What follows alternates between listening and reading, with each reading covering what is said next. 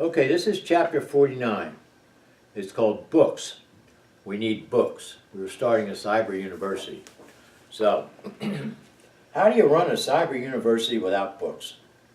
After a year and a half passed in Namibia, I went home for a short visit to see my daughter, Kelly Little, marry John Hughes, who was from a well-known Wilmington political and educator family. Actually, his dad ran Tower Hill.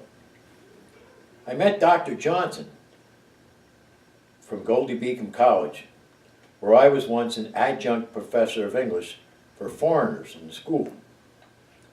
We went to the Back Burner, which is a restaurant in Hockessin, for lunch, and rehashed old times and hatched out a plan to make Namibia a sort of third campus. How?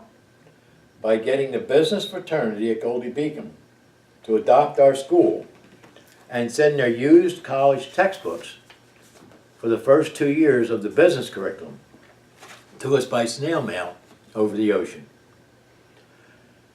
They took months in transit, but they arrived at our post office one fine day in great shape.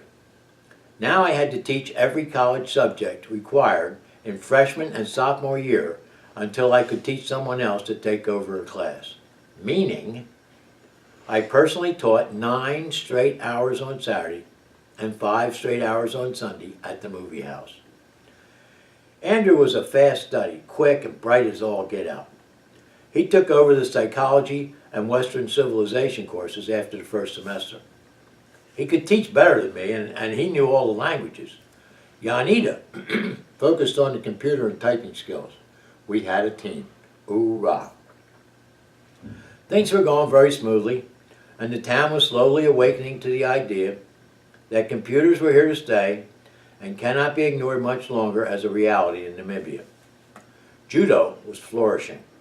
Koichi, a real gentleman from the official Japanese fishery delegation to Namibia, noticed us practicing in our dojo one night, and he joined us as an older, 40 years old, well-trained brown belt from Japan.